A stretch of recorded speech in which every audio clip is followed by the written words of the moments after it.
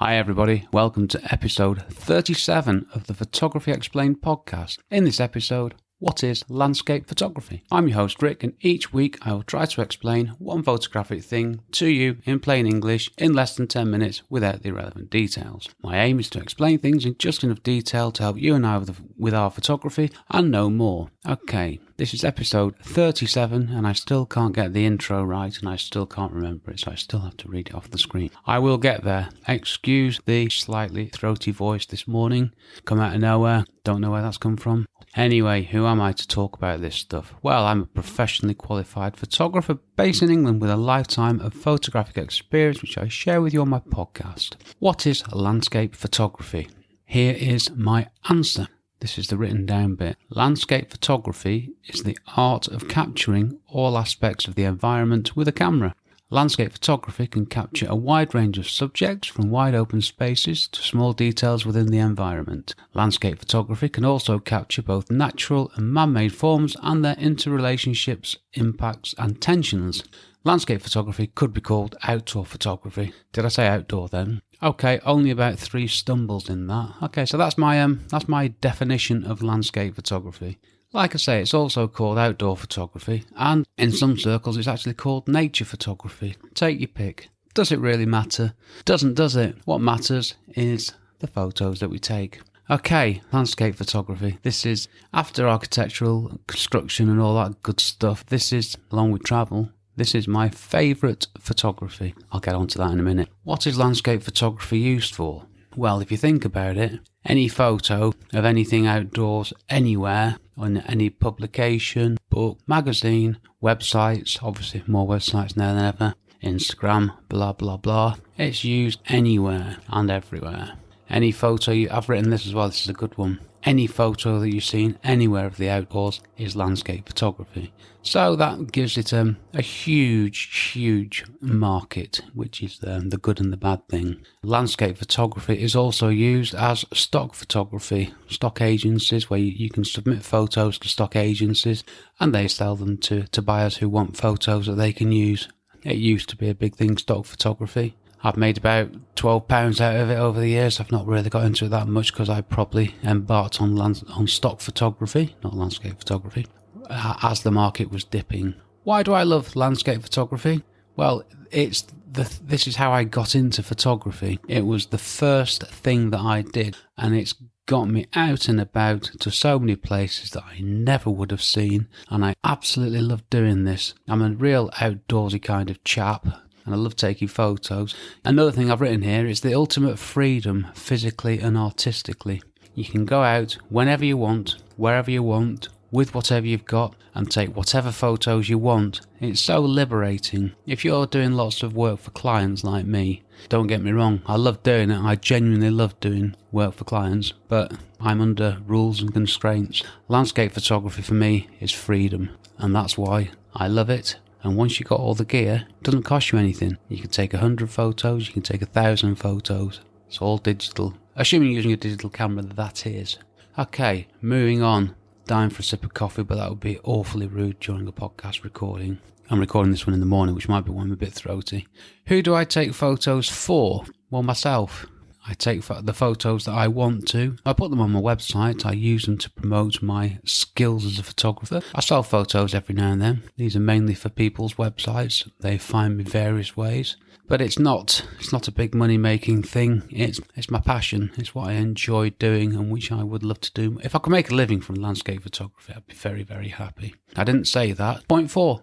Can you make a living from landscape photography? If I could make a living from landscape photography, wish I'd not said that earlier, I'd be absolutely delighted. You can make a living from landscape photography. There are people who make a living from landscape photography, but I would suggest that they are few and far between. Main reason being, it's such a broad subject, but anybody can do it, and it's very, very competitive. You can get great landscape photos with a phone these days, which is a shame, even though I do it myself. So yeah, I think I said this earlier, I sell on average 1 photo a year. Having said that, it's not really a market I'm actively working in. That's not that representative. Do you need specialist knowledge? No. Anyone can do this, that's the beauty of it, but knowledge will help. Knowledge of what, I hear you ask? Photographic technique, image capture, processing, but also knowledge of the outdoors and outdoors locations. Let's not forget that. There's no point going out there with the best photography gear in the world and getting to where you want to get and not having the right shoes, and you can't cross that muddy path, stream, river or what have you. You need to do some work on where you're going. Okay, and that's part of the problem. Anybody can do it. Do you need specialist gear? I think I said specialist knowledge on number 5, didn't I? Number 6, sorry, this is a bit of a stumbly one, isn't it? Still, I'll keep all this in. Do you need specialist gear? Nope. Anyone can do this. I'll put the note back up. No idea what I mean by that. Oh yeah, backup gear's good. If you're doing photos for yourself, it's not essential. Like I mentioned in the last episode, if you're a wedding photographer, you need a spare everything. Landscape photography.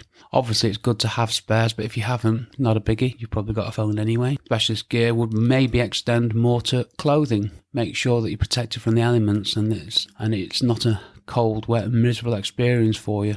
Yes, I'm in England. That's why I'm saying all these things. If you're in California, you might just need to have a sun hat as your protection and some SPS 50, if only. One day soon we'll have that weather here. The other specialist gear you will need, trust me, is a camera bag. A good one. I use a backpack. Peak Design everyday backpack. No, I'm not being paid to say that. 7. How do you process landscape photos? Bullet points here. Freedom, creativity, how you want to. And I love doing this because there's no right or wrong answer. Depends what you wanted to do with your photos, obviously, but what I tend to do is to do a technically correct photo first. Then I make a virtual copy in Lightroom, then I just go crazy and do whatever I want, and it's great fun. Number 8, how do I start as a landscape photographer? Nice and easy. Get out there and take photos. But I will say this, try to take photos of different things. Don't go to the same places everybody else goes and take the same photo. Having said that, nothing wrong with that and having those in your bag, but in your bag? On your computer, more like. Once you've got a headline shot, because they're good to have, like I say, because people do want them, find different views of the same thing. Very, very important to make you stand out. Also, share them everywhere. Get yourself known. I guess in this decade, that means social media, doesn't it? Not a big fan, as you might have gathered. Do I need to be qualified? Or do you need to be qualified? This is the one I always struggle with. No, you don't. 10. A word from me about my landscape photography. Like I said before, I started out doing landscape photography over 30 years ago. Quite a bit over 30, but I'm not going to let you know. This is the thing I love doing when I'm not working. I also love travel photography. Where does travel photography and landscape photography start and end? Don't really care. I love taking sunrise photos on holiday. I love taking photos in my local woods and everything in between. Shameless plug here. I don't often do shameless plugs, but I will do for my website, rickmcavoyphotography.com. There'll be a link in the show notes, or the transcript more like, to my landscape photography page, where I've got 12 examples. It's only 12, so it won't take you long. Have a quick look. Let me know what you think. Quick recap. Landscape photography is the art of photographing the great outdoors. I love landscape photography. That was my recap. What do I want you to do now? 1. Do this one thing. Go out and take some landscape photos. 2. Let me know how you got on Twitter. @RickPhoto.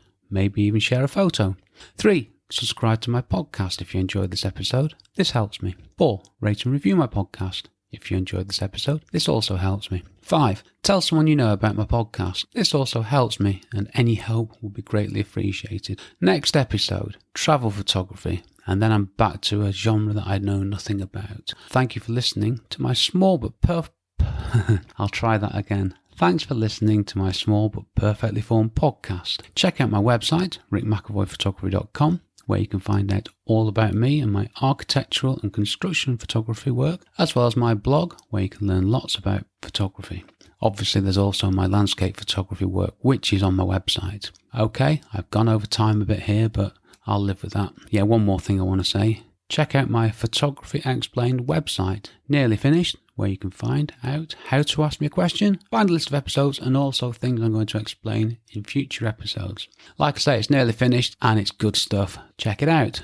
This episode was brought to you very much by the power of caffeine, which I'll be having in about 20 seconds. I've been Rick McEvoy. Thanks again very much for listening to me and for giving me 10-ish minutes of your valuable time. And I'll see you on the next episode.